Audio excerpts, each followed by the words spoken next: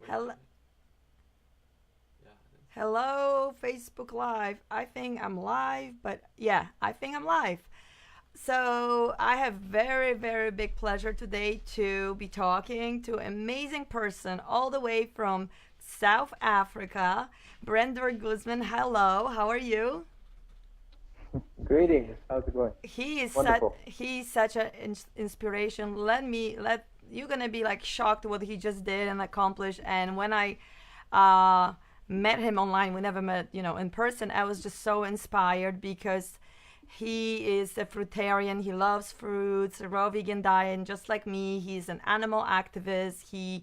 He's a vegan, and also he loves biking and traveling and living, outside of the matrix. So we're gonna be talking about a lot of cool things about cosmic stuff, intergalactic, fruitarian, maybe even some urine therapy. Let's see where it will go. But so hello, hello. How are you? Greetings, fellow Earthlings. This is Limitless Vibrations, what I like to call myself. Yes. But my name is Brandon Guzman, and I am here in South Africa, Cape Town, at the moment. I just finished a 5 month cycling trip across Africa, something that I've always been planning to do for the last 5 years, and I finally did it. So now I'm just relaxing here, and I'm speaking with a wonderful friend here, Olenka. Yeah, you must be, and so that's why I have the map behind me, map of Africa. I'm just so like in awe because Africa is such a huge continent. I'm originally from Poland, but I've been to Northern Africa. But you just accomplished this huge. I mean, this is like I don't know how many kilometers and how many countries. 8 countries on your bike. Took 5 months. Eating fruitarian diet is just incredible. So you must be exhausted, relieved. I don't know. And tomorrow you're flying to Australia, yes? So you have another adventure. So it's just incredible. So, so how are you Yes, feeling? yes, yes. Tired, excited, relieved? Yeah, I'm ready. I'm ready for the next adventure. I've always loved traveling. Right Mm-hmm. after high school, I didn't decide to go to university. I was just like, I want to travel the world and I want to see what the world has to offer to me. So I went to Mexico right after high school and I learned Spanish. Came back, went to Asia, came back. Now I went to Africa and went to Colombia and all these different places in the world. So I think I've almost been to all 6 continents. That's Um, incredible. and uh, yeah, yeah. So yeah, I'm ready to go to Australia and work because I've used all of my money from my travels and I've saved up for this trip for at least a year. And yeah, it was a 10,000 kilometer journey. I started in Addis Ababa, Ethiopia, in December 9th of 2018. And I brought my bicycle from Canada all the way to there and started my bicycle journey. Um, from there, and then I went down south toward Kenya, Uganda, Rwanda, Tanzania, Malawi, Mozambique, and then finally South Africa. But I did like 6,000 kilometers by bike, and the other was by bus. Wow. So and yeah, so just for those who don't know you, so you are originally from Canada. So flying the bike from Canada, was it hard or easy? You just put on the Well, plane? They yeah, it's wrapped pretty it? easy. Okay. You just got to bring your own box, and then you Okay. just bring it to the airport, and they charge you a fee for bringing it Okay. And to this wherever is you what want to kind go. of bike do you have? I mean, I'm married to a biker. My husband Bill, he does mountain biking. He loves biking. And so, what kind of bike do you have? It's in between a road bike and a mountain bike, so Mm-hmm. it's called a hybrid, and it's Okay. perfect for touring. But it's kind of difficult some places Mm-hmm. to cycle because it's not like all paved road. Like Mm-hmm. sometimes it's really rocky and bumpy, and Mm-hmm. it's easy to fall off the bike. So next time I would have got thicker tires and Mm-hmm. thicker wheels, so more suitable for those kind of terrain. That's amazing. So, and when you were riding the bike, was it always like sunny? When I think of Africa, I feel like sunny weather. Or sometimes did you have to ride like in the bad weather, rain, or no, mostly like sunny and nice weather? I think I only remember it raining like 4 days you know, Okay. out of all the whole trip, like 4 days, it's been really, really sunny. Okay. Um, Sometimes sunny and cloudy, but in the beginning of the trip, it was all sun and it was so hot, like Mm-hmm. cooking, like 40 degrees up in Celsius. Ethiopia. Yeah, Yeah. Celsius. And in Ethiopia, it was so hot, much hotter because it's dry there and there's not much water. Like there's not rivers, there's no Mm-hmm. lakes. It's very rare when I was cycling to find like that water source. So it's kind of dried you out. Like the air is sucking the moisture out of yourself. So it was really hot and dry. Wow.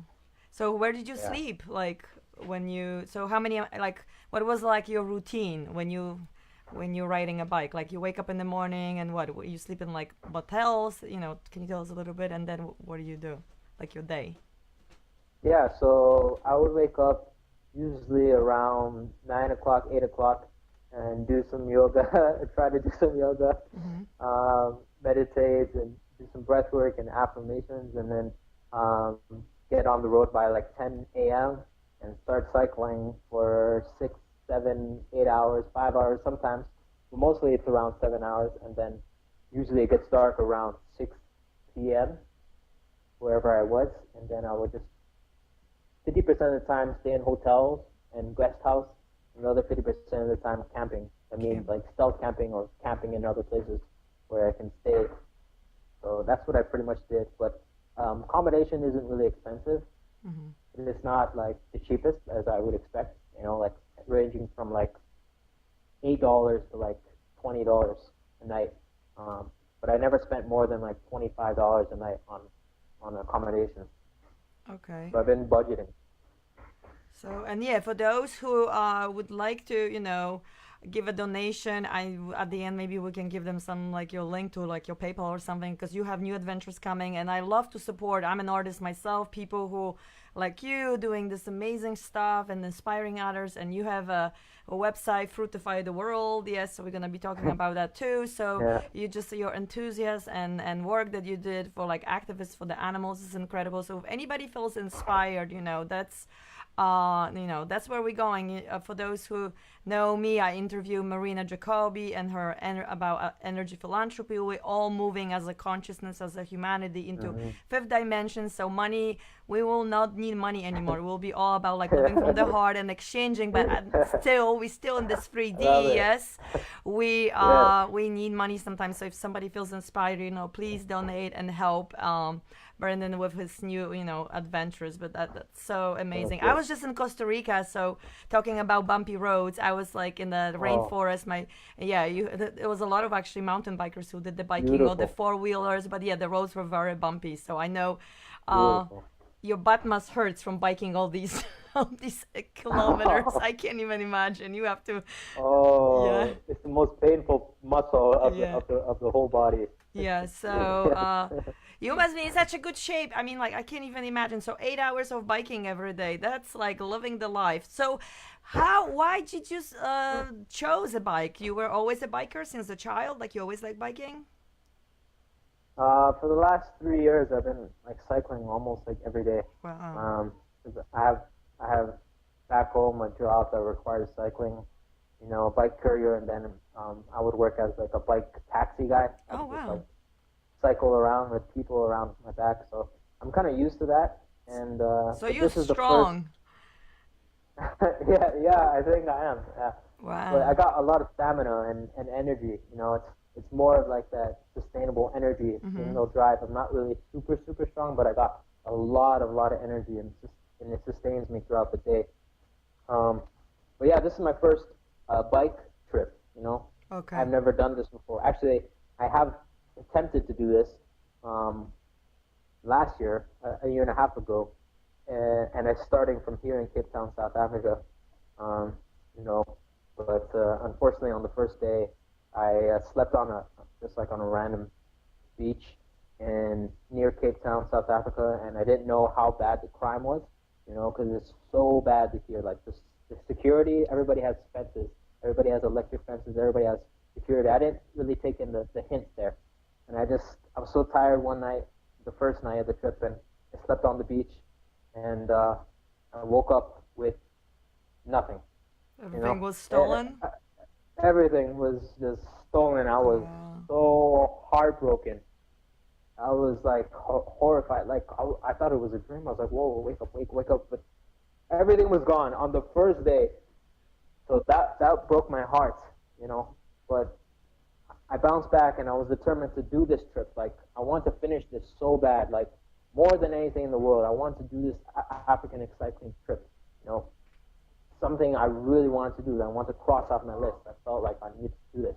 So I came back a year and a half later, all the way from all the way to Addis Ababa, Ethiopia at the north. Now back here, so I got to finish it. I got to complete the trip this time. Wow. So back then you went back home? Yeah, I had to. It was Wow. Christmas and I had nothing. You know, Wow. pretty much stripped of everything.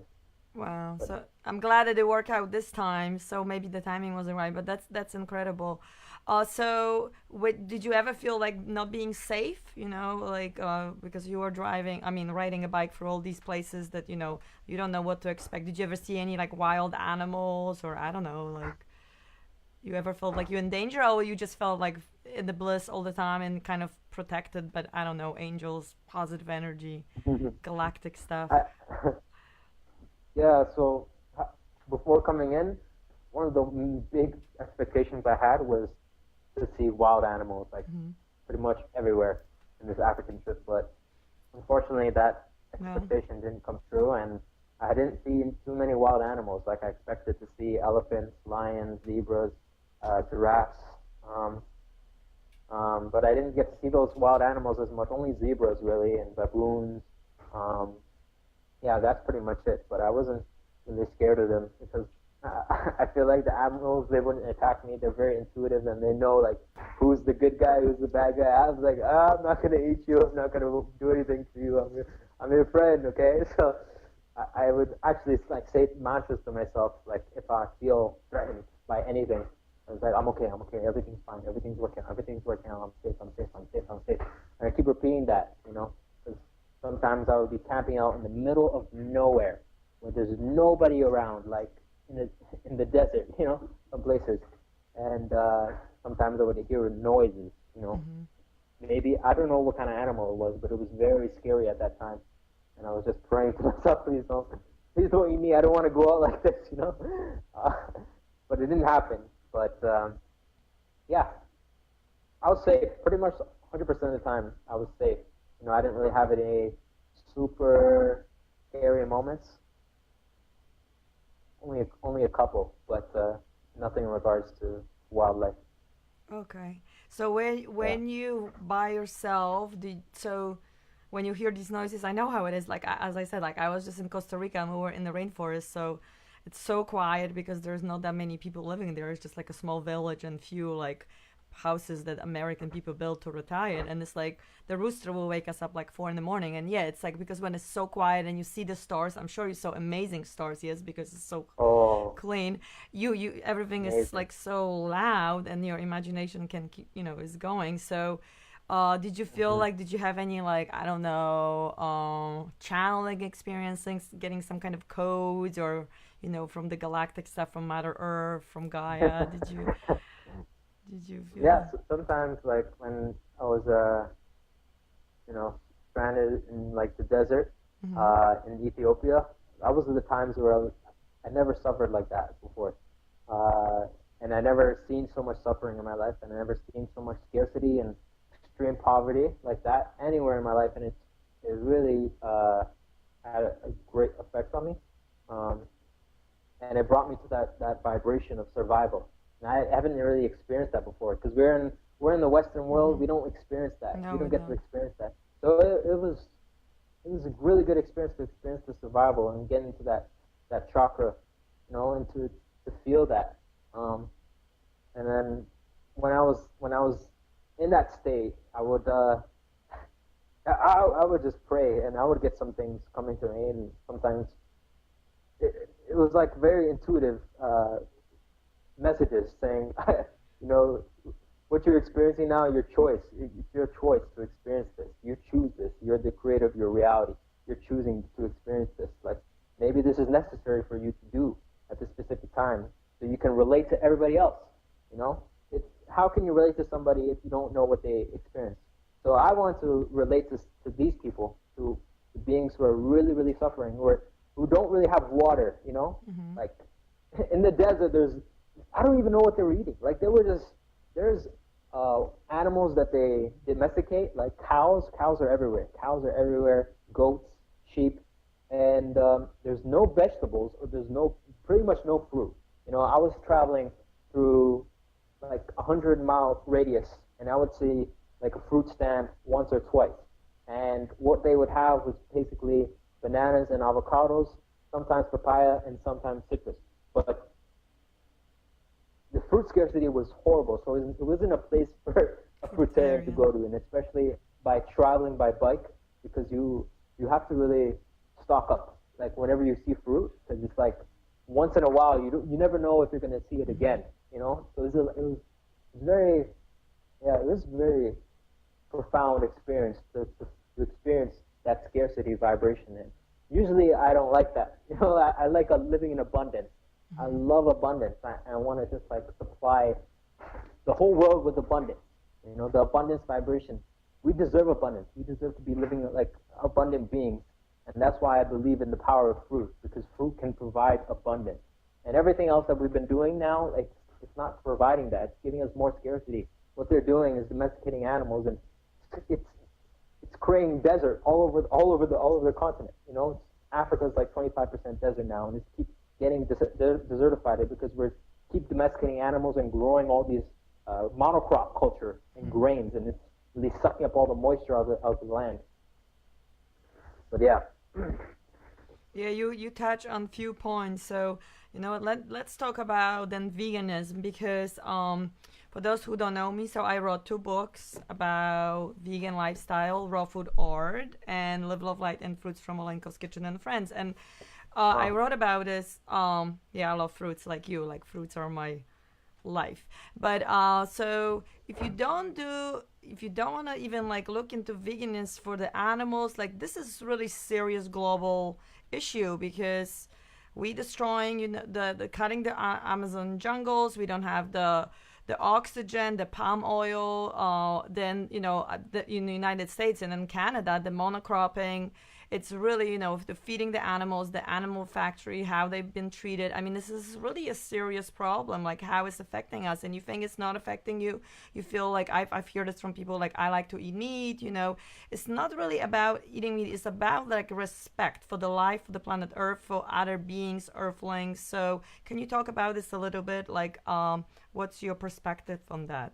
And again, like the people, like you said, they so poor, they have nothing. And if you know, if you feed, like if you grow trees, the trees will in abundance provide you with fruits. Yes, like like papaya and bananas. I know you have to like replant them, but like apples, no, apples wouldn't be a good place to grow in Africa. But like I don't know, like mango trees or whatever, like avocado trees, Yeah. or citrus fruits, because they give us in an abundance, and the fruits just fall off the trees, and you're not killing anything, because they just will fall off the trees. It's like in Eden, you know, Adam and Eve, if you believe in the story, is just providing of fruits. So yeah, can you touch a little bit about like what's your perspective? I know there was a lot of questions in and a lot of, but yeah. Yeah. So I've been vegan now for almost 5 years, I would say. Yeah, pretty much almost 5 years. And mainly I went into this lifestyle for aspect of health, but that was pretty much plant-based. And then I think there was one moment when I was working in a Thai restaurant, and I saw them boil a live lobster, and I was just like, and I saw the lobster struggling. It was like trying to get out of the pan, and it was like, it was so like boiled up with fear, and it wanted to just escape. And I saw that, I witnessed that. I was like, right then and there, and I had like a wake-up call. It's like, animals actually feel pain, like they want to live. They want to live just like me and you. And then I shortly after watched Earthlings, and I cried myself to sleep for 2 nights straight. And yeah, I realized that, you know, animals have their own purpose in life. They want to be free. They want to live their lives just like me and you. You know, animals have a soul. You know, and you know, if we take away that soul's free will, then we're not gonna be we're gonna keep going through this karmic reincarnation and not figuring out the lesson that we must learn is the golden rule, and that is do unto others as you would have them do unto you. You know, that's the golden rule. That's a very, very simple rule, but it's a very, very profound rule. And I believe this rule will take us into a higher state of consciousness. But we can't ignore this because everyone wants to be free, right? You can't violate others' free wills and expect to ascend. There's no way around it. So, it's, for me, I believe veganism is like the foundation, and fruitarianism is the foundation as well. But fruitarianism is like taking it a step higher and, a level higher, because veganism is just, the core principle is, do unto others as you have them do unto you. But fruitarianism is like, respecting all life, for what it is, and taking a step further and really delving deep into more compassion for all living beings. Because, plants too, I'm not sure if they feel. I don't know 100%, but I know some of them don't even want to be eaten because they have defense mechanisms. And, they release a lot of cyanide and chemicals because they don't want to be eaten. Plants are very intelligent. I'm not sure if they have a soul, but I know that a lot of them don't want to be eaten, and that's the reason why fruits are like the best food, because it's like a tropical flowering, it's a reproductive organ of a tropical flowering plant. And the fruit sends out this signal, this vibration, We love color. We're colorful beings. And fruit appears in color for a reason. There's so many different colors, spectrum. It's like all colors of the rainbow the fruit appears in. So the fruit appears in this beautiful color, saturated, vivid, and vibrant. And when we look at it, we just get like this connection with our eyes, and we want to grab it and see what it's all about. And when we have like these perfect hands for picking fruit, all you got to do is just grab up to the sky and eat, And we love climbing. We love to climb. We're like climbers. We love mountain climbing. We love climbing trees. We find such a joy in this. And there's a reason for that, And these hands are perfect. These teeth are perfect for picking fruit and eating fruit. Everything says that we're fruit eaters, in nature. And I do believe that, veganism and fruitarianism will help us, move us closer to a new age of vitality, health, peace, compassion, and awareness, and bring us to a new octave of who we are really designed to be, like really infinite beings, infinite light beings, because the fruit is like, it takes us there, man. You can talk to anybody who's on this fruitarian lifestyle. They're not the same person that they used to be. This changed the whole game. That changes the whole game. All the rules that we abide by before, can be broken. Even though they are unjust, they are not peaceful, and they are very destructive. They'll change eventually once we embark on this very compassionate, high vibrational, fruity lifestyle. Yes. And veganism, obviously, too. Yes, and fruits are naturally, like, I don't know, 80-70% water, so they just give us a lot of like liquids, and they hydrate us. There's nothing better than, but there is such a scare. People are so afraid of fruits. I don't know, like, I feel especially United States. And also, fruits are not very tasty here. Again, I was just in Costa Rica. The fruits were so tasty. I've traveled many places like you, and like, there's nothing better when you have something fresh and you pick from your garden, from the tree. So grow your own food. Like now, here, spring is here, summer is coming in New York. I'm growing stuff in pots, so I'm always a huge, person who advocates, growing your own food, because my grandparents in Poland were farmers, and my family in Poland still has a farm, and not a farm but a garden. So grow your food. But there is my cat. You can't see him, but look at his teeth. Like, he's like a lion. He has a huge teeth, like his meant to, and claws like cats, or dogs. There is a different. Some people say the dogs are not even meant to eat the meat, but they can, like, rip everything. They have huge teeth. Our teeth, they meant to pick up. Yes, we don't have. You can't just like go and eat an animal, because we're not equipped, right? No, we're not equipped. And really, it's just and the factory farming, it's just so sad. Like, I stopped eating meat many years ago because my grandparents were farmer. I was a little girl. My grandmother used to have the chicks, eggs. Then they hatch in the spring, and I named the chicks. They were all my friends, and I used to visit them every weekend from the city, Mm-hmm. and they were grew. And then one day, after a few months, grandma will cut the head off, and the chicken or the rooster ran without the head. It was so disturbing. And then she made me a Yeah. chicken soup. And then she says, there is a chicken soup. And she used to make her own pasta, like with her own flour from her own, grains that she grew. I mean, everything was like her own. And then I was like, this is where the food comes from. And I was so disturbed. Like, I'm like, I can't eat meat. So I was, for me, it was very early, but yeah, this is not about like, putting people down because everybody has their own, way how they waking up. But I just feel lately like a lot of people, I'm a health coach. They've been asking me like, what can I do? I feel like I'm intuitively want to eat more plants. Like, I feel like I don't want to eat meat, like help me. Do you feel like this? A lot of people asking you for that too? Like a lot of people trying to eat less meat, less processed food? Yeah, 100%. It's happening everywhere, Yeah. Like, even when I'm like, for example, if I'm whipping something up in a hostel that I'm staying, people are kind of curious what it is, and I've had some guy tell me, hey, I want to eat more healthy, I want to be more healthy, I want to eat like you, and he was just inspired right away just by looking at what I was eating. I made like Hmm. a zucchini noodle avocado pasta dish, and Yummy. like it's so Yeah. simple. And you're just like, whoa, that's amazing. I didn't even know that, and it's so simple, and it's just like, wow, wow, wow, interesting. And yeah, people are interested, and I would say like even here in Africa, people are are more open-minded. I would say, depending on where they are staying.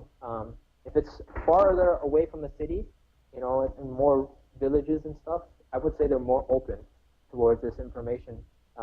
Because cities, they're more, I would say they're more close-minded Hmm. overall. But I don't Programmed. want to paint. Yeah, With my program yeah, on this, yeah. yeah, more programs, obviously. But I'd also like to add that my grandpa used to own a factory farm as well, and Wow. In pig, Canada? pig, pig factory farm, yeah, in Ontario, and he passed that down to my uncle. My uncle went in there, and I went in there once or twice. I remember as a kid, and it was just like, smell was horrible. It was the grossest thing I've ever like smelled in my life. It was excruciating. And I left like within a minute. I was like, "Oh, what are we doing? What is this place?" I didn't understand. I didn't make the connection then, but I just knew it was kind of gross. Um, but then, years later, when I actually became a vegan activist, Hmm. I re-entered into a factory farm with a couple of other activists. This was like 3 4 years ago, and we had the intention of saving some piglets and documenting what was going on in there. And this was like a factory farm with at least no more than like probably like 20,000, 30,000 pigs, and it was huge, gigantic, and the stench was like hell. It looked like hell. It was feces everywhere. Pigs were like stuck in these gestation crates. They can't even turn around like back and forth because it's just like it doesn't give you that mobility. And you know, pretty much they had like crates where there was a mother who was around 3 4 months, 5 months. Well, they actually slaughtered them at 5 months, 4 months, and she had her babies. And there was like 10, eight babies, and they were all suckling to get some milk. But the conditions were horrible because it's literally living in their own feces, and they can't turn around, and the mother's just like laying down all the time, and there's thousands of them, and it was gigantic. And I remember, going to the back of a room where there was thousands of piglets, just like on their own. And I remember entering into the room, and the piglets were so curious of me, and they just like went up to us and like started nibbling on my feet and playing with my hands, nibbling on my hands, and they were so cute and interested of us. So, like it was just like they showed such love and innocence. They're so innocent. They'll follow you, they'll play with you, and they don't even like discriminate. They don't even care. Like they just show that love to you, and what we do is just pretty much take advantage of that innocence and turn against their backs and start using them for our own benefit by enslaving them and eventually slaughtering them for to eat their flesh. So what we did is actually just documented the whole thing, and we saved two piglets. One was called Liberty, one was called Justice, and took them to the sanctuary. And now they're still pretty much alive and well for 3-4 years now. Well, they're huge. Oh yeah. No. And yeah, that experience really was heartbreaking, but it was amazing to show the world that, because nobody really knows about this. Nobody's showing this anywhere. The news isn't broadcasting this.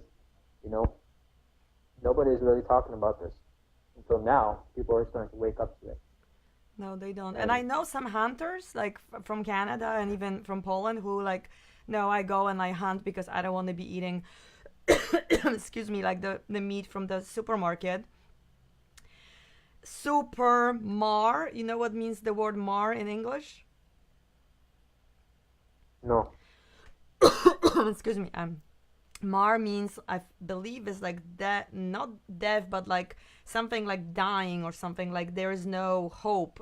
If you're looking in the dictionary of the word supermarket, it's like super is so most of the stuff in the supermarkets are basically that. So I'm not trying to judge anyone, to talk, like what to eat, but just educate yourself and really see like what's wow, I don't know if I got some kind of allergies or something.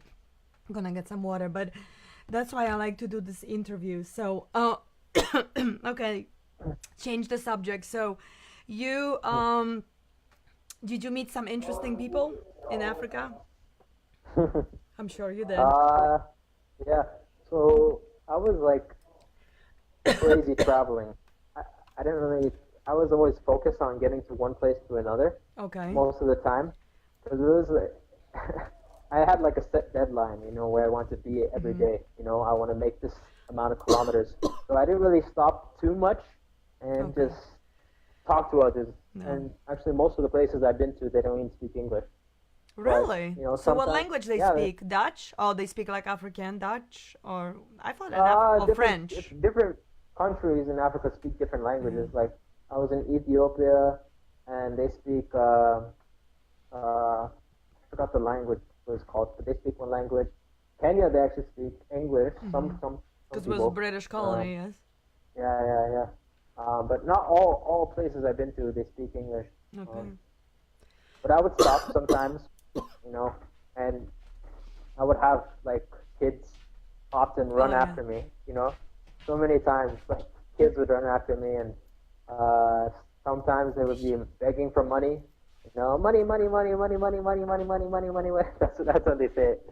And then sometimes they just want to, be in my space because they're interested. They probably, I don't know if they ever seen like a white guy or other colored guy just cycling near their village. I was cycling through very remote places, like not even on the main road sometimes. But yeah, I made a couple of friends, not too many. It was kind of a very lone wolf journey, very, very lone wolf journey. Just a lot of time spent alone, but I didn't really feel too lonely because I'm used to that. But I did make a good friendship in Uganda when I was starting this tree planting project, and I was talking to this guy who's only planted just normal trees for cutting down later for wood and stuff. I was telling him, why don't you just plant fruit trees? Like that's way more sustainable, and you can provide the communities with abundant food for a century at least, So I said, okay, I bought some, like at least 100 fruit trees. There's mango trees and citrus trees, and we went into local communities in Uganda, and we talked to them. I talked to them about fruitarianism and planting fruit trees. So we went there, we planted fruit trees in their community, and we talked about fruitarianism. They never even heard about it. Like, oh, someone who just eats only fruit? Yeah. And I'm happy and healthy, and that was an amazing experience because the kids were like, oh, I just love the kids. Like, they're so open and they're so humble. They're so innocent and like loving. They have that heart chakra wide open, you know, and they're just like they're ready, you know, for this information. It's so ready for them. They're so ripe for it, and fruit is like the perfect food for them. They just there's no other food that like the children love more, you know. I've noticed this on my travels, you know. Like I give them sometimes when I'm traveling places, I'll give them fruit, and it's just like lights up their face, you know, because it gives them that hydration, it gives them that sweetness. Children love sweetness, children love hydration, you know, it makes them feel great. So they were very grateful for that, and yeah, it was a wonderful experience. That's great. So, how is education system over there in these countries? Like, they don't have. Do they go to school, or no? Mostly on those villages. Do they even have any like schools, or no? What did you experience? Yeah, yeah, there was schools, pretty much, yeah, everywhere I've been, there's Okay. schools. Um, I would say that yeah, Ethiopia, Very the poor. first country I started in was where I didn't see many schools at all actually. Hmm. That was like the poorest country, and but other than that, there was schools pretty much everywhere. But I'm not sure if all the children actually went to school. You Hmm. know, some families couldn't even afford it at all, so they would just have them at home. Um, but yeah, a lot of children went to school. I'm not sure what they teach them exactly, but I do want to open up a school someday. That's another idea. Maybe I can Yeah, open it with you because I'm a teacher myself, but the Western yeah, educational system doesn't resonate with me anymore. So, yeah, yeah, it's just, definitely not. yeah, it's just, yeah, it's, but that's another topic for another interview. Y- Um, Yeah, totally. so what was the most like amazing place that you've been? Can you like tell us and, yeah, like something that some place that you will want to come back or, um, Hmm. Well, I would say Tanzania was pretty freaking beautiful. Because there wasn't too much monocrop culture, and I saw a lot of monocrop culture everywhere, just corn everywhere, mhm, you know. That place, there's a lot of natural forest still there. You know, I would go to places where there was like this huge crater. It was like a volcanic crater, but um, it was the waters there were like turquoise, crystal blue, like it was like heaven. Like I never seen anything like that. Like actually a volcanic place, a crater, but it developed into a lake, and like the it's crystal uh, turquoise, and nobody was there. I just like hiked there, you know, by myself, and it took like an hour to get there, and it was so beautiful. And I was like, cool, man. Uh, there's so many beautiful places in the world I've been to.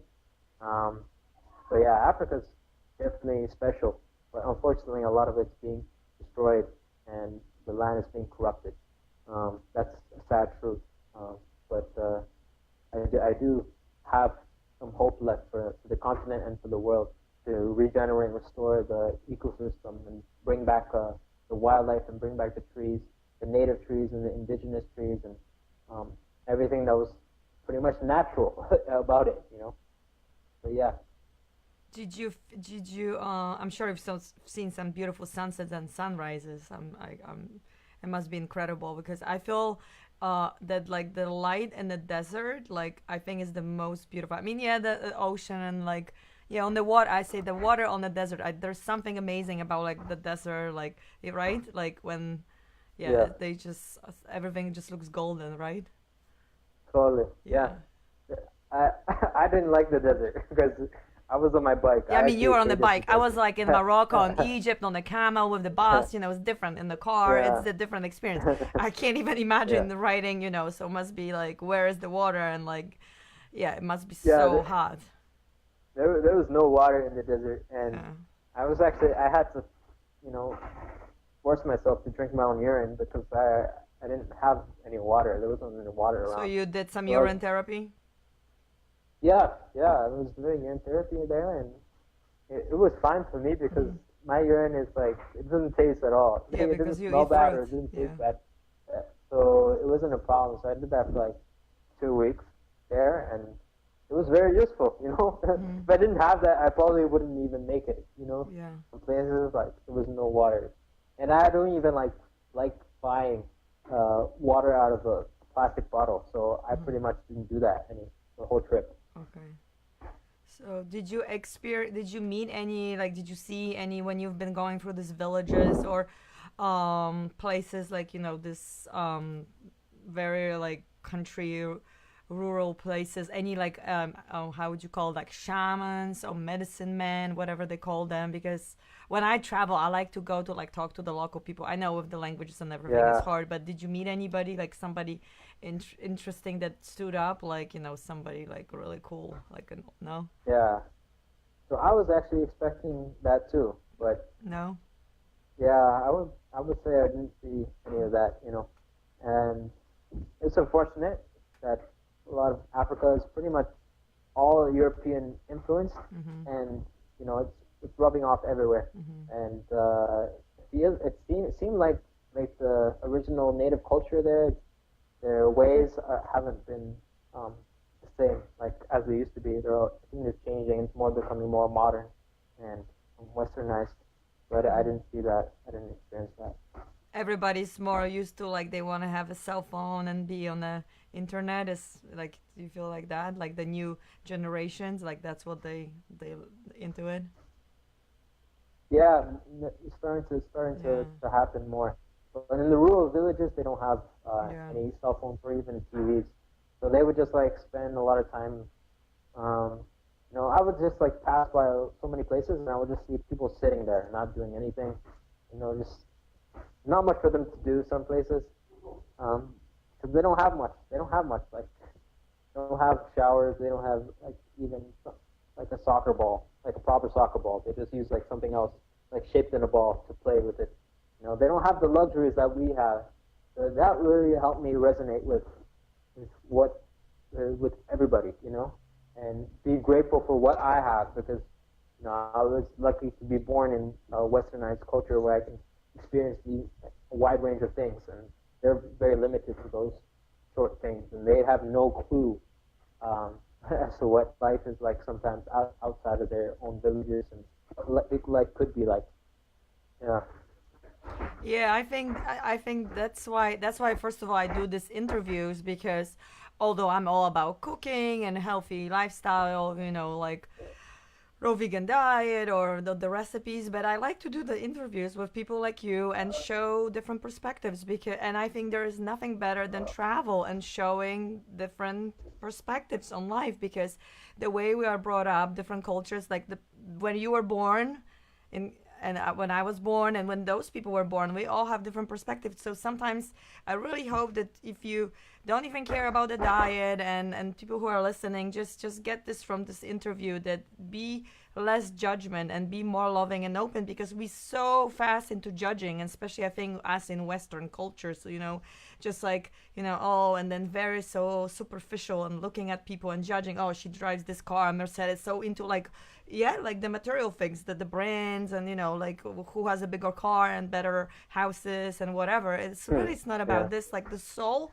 We are here first of all, we chose to be here, but because we want to have the experience, but it's really not so much about the outside, because this body, yeah, it is our body, it is your vehicle. Take care of it, like eat healthy food and everything, and get some vitamin D and the sun, but really it's like like the soul, like about being loving and caring and helping people. So even if you gave these children a moment of joy and they give you joy too, I think this is like what life is, what it's worth for, like living the bliss, not about the material things.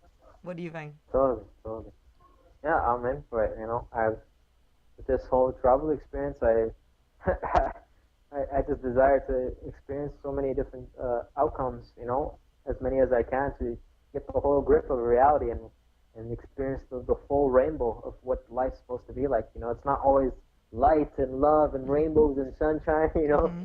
It's sometimes very very dark. It's very very cruel. It's very very dense and harsh. Mm-hmm. Um, and I accept that, but you know, we can still change. We can still move forward. With what we know, and after seeing this and experiencing this and learning more perspectives, I know that we can do better, and there's so much more we can improve on. Like with everything that we're doing in society, like everything, not just diet, like the way we think, the way we act, the way how we look at each other, how we use energy, um, and just how we're living in this world as human beings. We can definitely improve in every area, you know. Oh, definitely. So you are, I mean, I'm much older than you, although maybe I don't look it, but that's because I eat fruits. But so you are so wise, and like you, so what does your like family and friends think of that? I mean, how did you get this like how where did you get this like this wisdom and everything? When you always like this since a child, like, or like this, because I feel like you were like very like old soul. And where is this Yeah. coming So from? You think your from a upbringing child, I or? was yeah. From a child, I was very kind of still a lone wolf. I think that's what helped me a lot, like the lone wolf and Mm, enjoying time by myself. mm, I was in the crowds like as a kid in grade school and middle school and high school, but I never really like enjoyed it, and I tried my best to fit in all the time. I tried my best, but something deep down within me always knew like this isn't where I'm supposed to be. Like okay, it's okay for now, but there's more. There's much more to life than what the crowd is all about and fitting in. So yeah, what helped me is just spending more time alone, and um, I just love it. I love to spend time with myself because I love myself, and I'm like the best person I know. Like you gotta make the best. You gotta make yourself the best person you know, and really enjoy every moment you have with yourself because you are the most important in your world. If you don't love yourself, you can't love everybody else. It's a reflection of the whole world. You're a reflection of the whole world. So me, I've always strayed away from the crowd, and I just went this way while everybody else went this way. People would like fighting. I would just like peace. I was always peaceful inside. I was in a school where there's people always fighting and gossip and drama. I didn't want to get involved in that. I just wanted to be peaceful. I wanted to be loving. There's something about me that I'm very sensitive and I'm very caring. For others and what they're feeling. I'm very empathic too. I mm. know how others feel. Like every single person, I know how they feel, what they're going through sometimes, like just by looking at them and seeing a certain situation, and even animals too, and the whole world. Wow, that's amazing. It's so true. And I think um, a lot of people, like in the Western world, we are afraid to be alone. Like we are so programmed, like like to do something with groups and always be busy. And of course, even as schools trained us, since we are little, since like preschool we go, and it's so about competition, who is better, who's getting better grades or jump higher, whatever subjects you have, Yeah, right? It's always, competition. and then it's like Yeah. improving yourself and being better, and this not being like good enough, and like then you get the grades, and the parents judge you, or the grandparents and the other mothers. It's like, I think this like the whole system. So this is amazing that you actually chose from the beginning to like look within, because that's, I think, is very very important. And that's another message that I want the viewers to get from your lifestyle, that we can, you can make a difference, and you can choose. Don't look what's going on the governments, because there's a lot of people complaining, and this and the political stuff, and the Trump and blah blah blah, and it's just blaming somebody else. But you, at any time of any moment, you can choose to find the inner peace, no matter where you are, because be your best friend, and like look within, and don't try to change around you, because when you change yourself and find that inner peace, you actually gonna affect your environment, right? Mhm. So how you Mhm. give us some tips, like 5 tips for Brandon, like how people can ground themselves and find that inner peace in, because when we busy in this matrix, so. Yeah. So top 5 tips for like raising your vibration Hmm. and being more aware is, I said number one is the key is fasting. Um, it doesn't have to be from food, but it can also be from people. It can be from TV. It can be from social media. It can be from family. It can be from friends. It could be from everything outside of you. Like just taking a break from everything. And this is what has really helped me because if you keep doing something, you're not going to be aware if it's really good for you. You got to take a step back and look at it from a higher perspective and take a break from it to see if it's really helping you or it's not. So that's number one. Number two is just spending time in nature. Nature is like a reflection of what you truly are. Nature is like beautiful, forgiving and loving and nurturing. Once you spend time more with nature, you'll start to come to a greater understanding of who you really are. Number three is obviously diet. Like fruits, vegetables, obviously raw foods are the best foods for human beings. And when we start to put the right fuel in our body, we start to change every single aspect of our reality and start to become our best selves. Number four would be to exercise, do something that you love to do in any exercise way. It could be dancing, it could be cycling, it could be walking, just exercise and boost your more positive emotions and your serotonin levels and your melatonin levels and gets you more in the now, because when we're like really in the now, it's like a meditative state. I notice myself when I'm cycling. So whatever gets you in the now. Number five would be to what would number five be? I guess number five would be for me would travel. Travel the world. Travel the world, or even travel anywhere where you are. It doesn't have to be too far, but travel to a new place to gain a new perspective. If you stay in one place your whole life, you'll develop like a sort of box way of thinking. And I've noticed this with people who haven't really been outside anywhere, especially with family. Who stays in one place their whole life. Oh, this is the only place I want to stay. So just get out of your comfort zone and travel to a new place.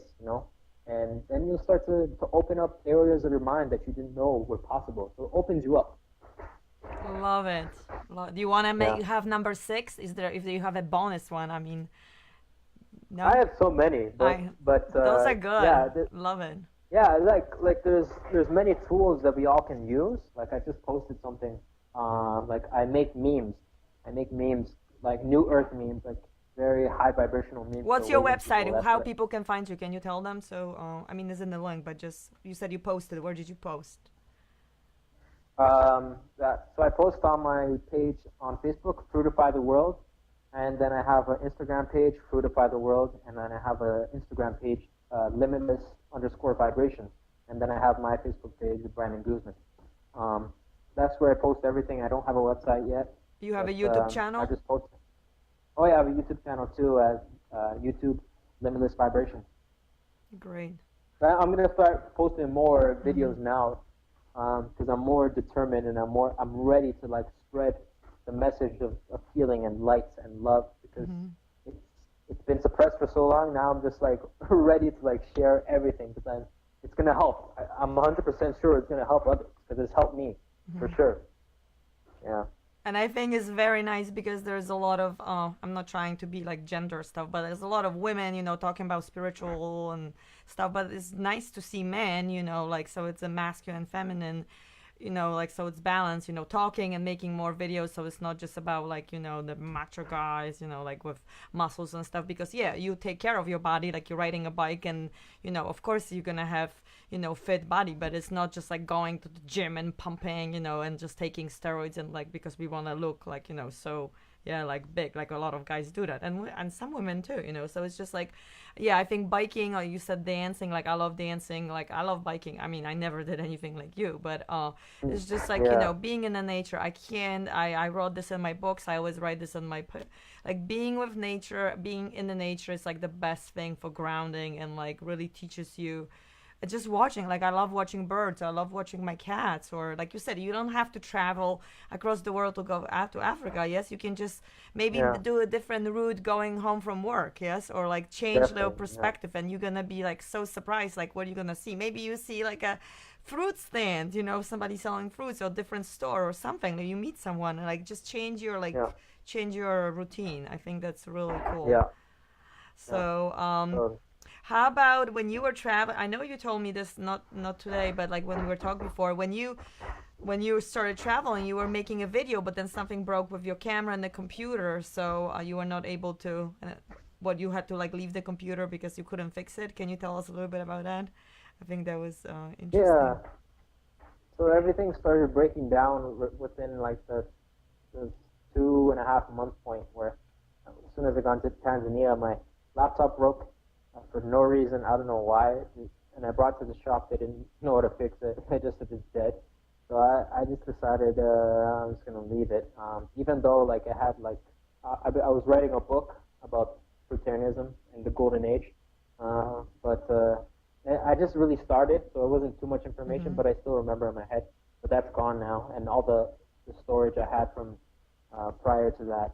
And then my good camera broke down as well, and there's no camera repair shops anywhere in Africa. Like Wow.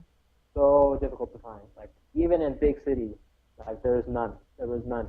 So unfortunately, I didn't get to document as much as I'd like to. But But you yeah, had some footage, like that you posted. yeah, I have some Yeah. footage, not as much as I like to though. Like I wish I would took more pictures. I wish I would documented more because some days I just spent like doing nothing, like no documentation. I Mm-hmm. just didn't even want to record. But I guess that's what I need to go through. And Mm-hmm. yeah, No, I think social media is great, and like we so now used to for the last few years, the Instagram, all the social media platforms are great, but I just feel like sometimes it's so tiring, like and it becomes very competitive, like ego, who has better smoothies, who has better muscles, who has better yoga poses, and whatever, and it's like sometimes it's nice to my car broke down last week, so I had like no car, and my husband was away, and then like my water heater broke down, and then like I just didn't feel even like posting. Like I came from Costa Rica, I didn't even want to come back to this matrix, to my job and everything. I just wanted to be like in the nature, like leave me alone. And totally, yeah, like just totally. sometimes it's nice to just, because we always doing something, and just nice to do like nothing, although we breathing and we like looking, yeah, like you're saying, it's just nice to be in the moment. So Hmm. yeah, I think everything happens for a reason. So, but I hope one day you write a book. Do you like writing? Yeah, Do you enjoy it? I'm gonna start writing my book again once I Okay. I get my laptop, and hopefully it'll be out by next year. Okay, that's great. So now so I want to talk about like, do you want to tell us maybe a little bit about like your future projects, ideas that so you're going to Australia. Do you have like a plan? Like before you were going to Africa, are you one of those people that like you plan, just have an idea and let it flow, or you like plan and kind of trying to stick with the plan? Like, so now you're going to Australia. Do you know how long you're gonna stay? Like, kind of what are you gonna do for biking? You're gonna be riding a bike too? Yeah, so I have my bag packed already, and it's in a box, and all I need to do is go to the airport tomorrow, and um, yeah, just travel to Australia, and I pretty much already manifested a good paying job already. Um, That's so I'm awesome. gonna be doing some good work there for at least 8 months to a year in Oh wow. Australia because I have a work visa, and then yeah, I don't really have like any set like fixed plan 100%. Like I'm very flexible, Mhm. but I know that I'm gonna stay in Australia for that time and then and work there for a while because I need to save up for my future visions, my future ideas, my future goals that are gonna happen. Like they're happening Mhm. 100%. But I need to save up in order to do that and do that in Mhm. Australia because the pay is pretty good there, and I have a good amount of soul tribe there as well. So it'll be exciting to So meet where in up with a lot Australia are of. you going? What city are you going, or where are you going first? Heading to Brisbane, Australia first, and then maybe we'll see. I might travel north. I'm thinking of traveling north from there, maybe a couple months in, uh, towards the tropical places like Cairns, where they have so much fruit, Mhm. fruitarian communities right here. So it'd be nice to visit those places. That's awesome. So do you miss your family from Canada? Or are you like, like I can talk to you over, or are they gonna come visit you in Australia? Oh no, your friends. Yeah, the thing about me is like I'm that type of personality where I don't miss people. Like Oh, I okay. don't miss anybody. Like I'm not an attached person. And this is what it's very hard for a lot of people to do because they're very attached to people.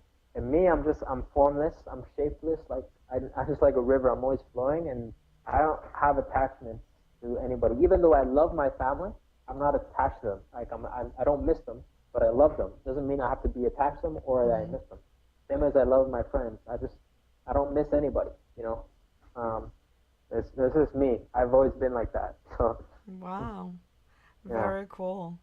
Um, I think some of us can work on that, missing. And it's just about like being self-sustained. I think that's like your personality and the lifestyle. I think that's really great because a lot of the as we are, I think we have a program, to like be, depending on other people or like we have to do this, we have to have the job. And yeah. I really Be see like weak. few of my friends, they like my friend Westlyn, like she got married and then didn't work out. They got the van and now she's traveling the United States in the van with her dogs and like the rescue cat and she's just living the life. So I see this movement, that people living like their matrix jobs and sometimes relationships have to fall apart and they just like following their passion, bliss. Sometimes they don't even know what's ahead, but it's just like the inside calling. I think it's really pretty cool what are you doing. So I have two questions for you. I always ask everybody that I interview if you can spend a day like with anyone, like past, present, future, character from the book, from a movie, imaginary, who would that be and what would you do with them?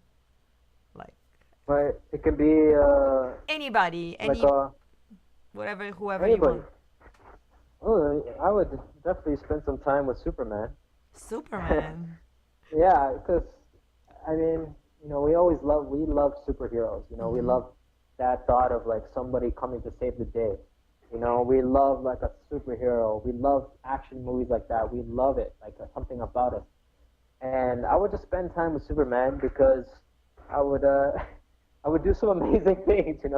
Me and him, like we could change the world overnight. With my ideas and his power, and like it can happen. Anything that we want, that I want, and I could use it with Superman, and perhaps gain some of his abilities. That's who I'd spend time with. That's cool. So would you like to get like a power to fly with him? You both flying and he gives you extra cape or something and you flying? Or you like delegate him and he's flying? How would that work? Yeah, I would love to fly. Like that Yeah. would be amazing superpower, and super Yeah. strength is amazing power. Lighting like beams out of your eyes is amazing power too. Like Superman has pretty much it all. He's Yeah. bulletproof. There's only like one weakness I would say like he has, and it's kryptonite. And I guess the kryptonite for me would be like cooked food. That just like brings me down all the way. Like it turns everything. That's my kryptonite. Oh, okay. So, and then question number two, that's really cool. Nobody ever said that, so I like your Yeah, answer. I mean, there's no right or wrong answers, just and now, yeah, so like if you, I mean, this is kind of gonna be hard for you because you're already doing like I always ask people like, what do you like to do in your free time and like when you're not doing your job, but you're already like doing fun things in your free time, which is kind of your job, like your bliss is your job, but like for people that they know you, but maybe there's something that you like to do that we don't know that you like to do.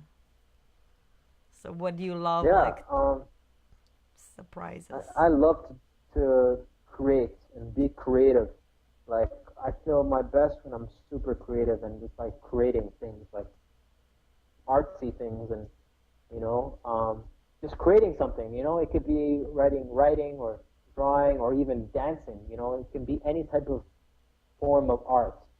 Um, I love to dance, like ecstatic. If you ever heard of it, it's like very Mm-hmm. free flowing, moving, dancing, and like very conscious. I love doing that. And I love to, yes, I love to cycle. I love to spend time in nature. I love to nude sunbathe, when the sun is very hot, and I love to like go to like crazy places and do crazy things, like what nobody does. I'll walk on the edge of a cliff or something, or I'll go to places, where there's like a main path. I'll go the other way. I don't go where tourists go. Like when I travel, I just go to different places. I like to spend time a lot of time alone, um, and Yeah, I just love being exploring places. You know, exploring different places. I love getting out of the comfort zone. I don't like being too comfortable in one set place. Just exploring, like like Alexander the Great. You Mm-hmm. know. Cool, very Yeah. cool. So you don't eat any cooked food? You 100% raw, or sometimes do you eat cooked food? Yeah. So on this trip, it's been like 97, 96% raw. Um, some places there was no fruit at all, Mm-hmm. like no fruit, nothing. Like very rural places, not even Mm-hmm. vegetables. What they had was like pretty much vegan. Like a lot of African communities eat vegan, Mm-hmm. pretty much vegan, like with maize and corn Mm-hmm. and like cassava and root vegetables like potatoes and sweet potatoes and corn. That's pretty much all they eat. Very simple. It doesn't have much taste. It's very flavorless. They don't use much spices. Like African cuisine is probably the worst. Um, Northern um, Africa is very like flavorful. yeah, supposedly, Yeah. but that's what I would eat. Like if there was no food Mm-hmm. around, and Mm-hmm. that happened like not rarely. Like it happened occasionally, and like when I'm on my bike, I can't really travel to one place like in 1 second. Like I have Mm-hmm. to. Sometimes I'll spend all day cycling and not see anything. But yeah, I don't want to eat cooked food ever again. You know, it's just like a drug, and it brings my vibration down and just like plummets my consciousness Mm-hmm. to a place where I can't even be myself anymore. It's like I'm not myself anymore, and I don't like that. I don't like being dense. I don't like being dark. I like being a truly creative, light, loving being, and raw foods really help me in that, and especially fasting. Right now, I don't even want to eat more than once a day. Like I want to do only one meal a day, fruit. So you Yeah, eat one meal a day now, and then so what do you eat? Just fruits? That's it? yeah. Like right now, I just had a zucchini, cucumber, and beet, and avocado pasta. That was incredible. That was probably the best dish I ever made. And I love like experimenting with different recipes, and just I don't really like have a set piece. Like I just throw in a bunch of fruits, vegetables, and make an amazing dish. I gotta make more recipe videos. Yeah. It's amazing, and I'm sure you know how to Yeah. whip up a dish as well. I mean, when you, I mean, yeah, that's what I do. But when you have good ingredients, you don't need anything like crazy because when food is simple and it's fresh and it's just Oh, juicy, simple is there's better. not, you don't Yeah. actually need like a lot of spices and stuff. But yeah, when we, No. yeah, that, yeah, now like the vegan diet is very popular and like plant-based diet is very popular, but these companies they know that this is like trendy now. So, but yeah, because something is vegan or plant-based doesn't mean it's healthy. So always look at your No. ingredients and really research and make. I always say this: make stuff from scratch and really eat as much raw because it has enzymes, it has life force. When we cooking food, like people sometimes they don't understand like what's wrong with cooked food. I mean, I don't eat 100% raw myself too. I eat a lot, like 80, 90%. But yeah, sometimes I eat something cooked like quinoa or something or soup. But Mm-hmm. mostly because the weather, here like this 4 seasons. So when it's cold, like I wanted something warm. But yeah, if I live like in the Costa Rica, like now I was in Costa Rica, like when it's always warm, I Oh, will be 100% raw amazing. because you don't eat, when it's Yeah. hot, you don't even want anything, cooked. You just want like Yeah. something cooling you down. So, so we do our best, but yeah, make your own food and yeah, and really like read the ingredients and educate yourself. I always say like be your own advocate, like you said, look within, like really, because there's no one there to save you. You only, educate yourself and research and then by you living the life that you want, you actually inspired others. Like you said, when you eating that food, people will be asking you. Same with me. It's like that's why I wrote the Yeah. books, because people ask me, why don't you write a book? It's like I'm not a professional chef. Like, I'm not a, Mm-hmm. never went to like cooking school or anything. It's just I've just cooked stuff all my life because I stopped eating meat when I was little. So in Poland we ate a lot of meat, so I had to like experiment with cooking. So and I think it's so cool to like see men cooking. Like I think it's really cool. when men like to experiment. I have to inspire my Yeah, husband to experiment more in the kitchen. But yeah. so like for the end of the interview, so what's like your do you have like a new like mission or something that you want people know about, like what you're gonna be doing, or something that you want people get involved, or like your new project for humanity, for bringing the consciousness? Yeah. So I just want to keep expanding my message, and I know it's growing every single day. Like I've seen it with people, and the collective consciousness is just becoming more aware. And I believe that fraternalism is the vital key towards unlocking the door towards a new golden age. And what I want to do is create a space where I can do that. So I'm thinking 2020 is next year. That's going to be the year where I start planting. I start with my own plot of land. I'm not sure if it's going to be in Australia or Asia or South America or even Africa at first, but I know it's going to be somewhere. And I wanted to start planting seeds and start building, building from the ground up. I just want to start. So I know I can do it. It's going to happen 100% because I believe it and I already see it happening, and it's already happening. So that's one project. Another project is I want to write a book about Fruitarianism and of the golden age, on creating a new earth and raw foods and awakening people and living in tune with nature. I'm not sure what the book is going to be called yet, but that's going to be done by 2020 as well. I'm going to be working on that. I also want to, connect with other fruitarians and raw vegans alike, and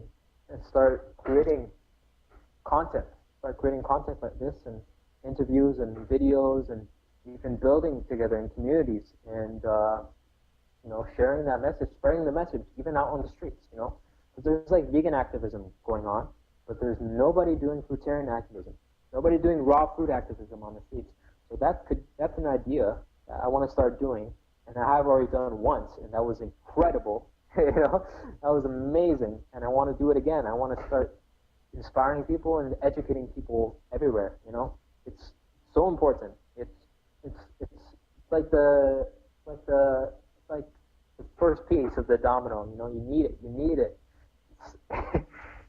It's so crucial, and I believe this, and I know this, and I feel it in my heart that this is my life mission.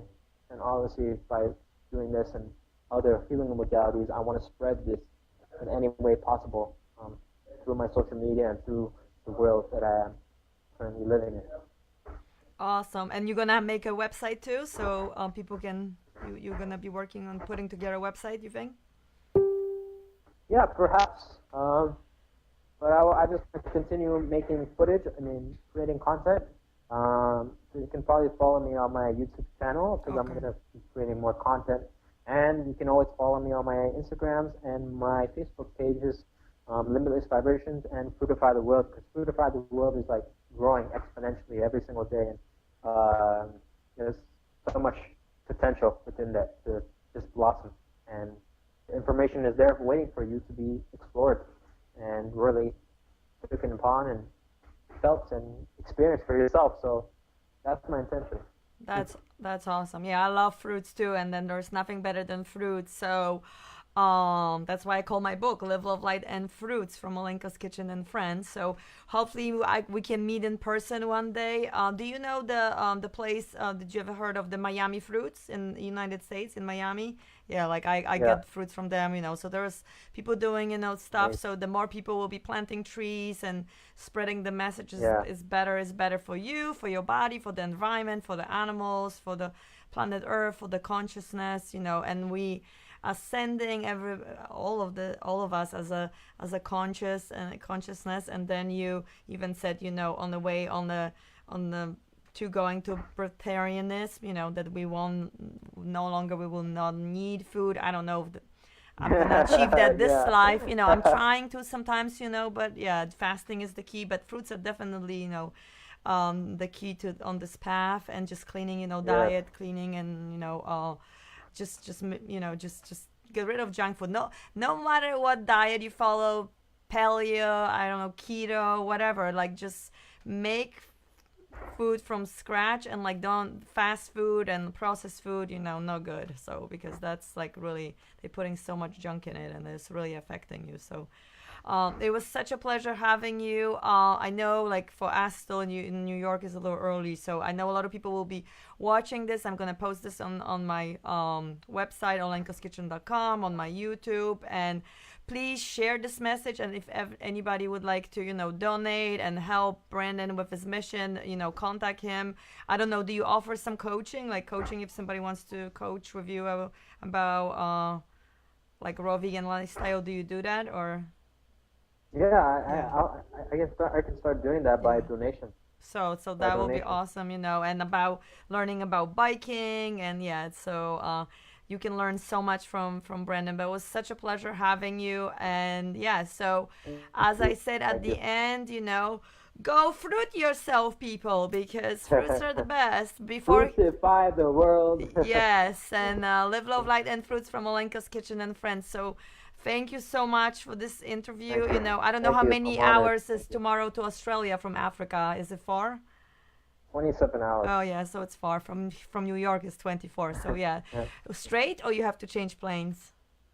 I have one change, Okay, and then so I'm have going a to Australia. safe trip, nice trip, and then we keep in touch when you in Australia. We can follow up and do another interview from Australia. And 100%. 100%. spread your message. And if you're ever coming Yeah. to New York, let me know. So I'd be We'll happy. see.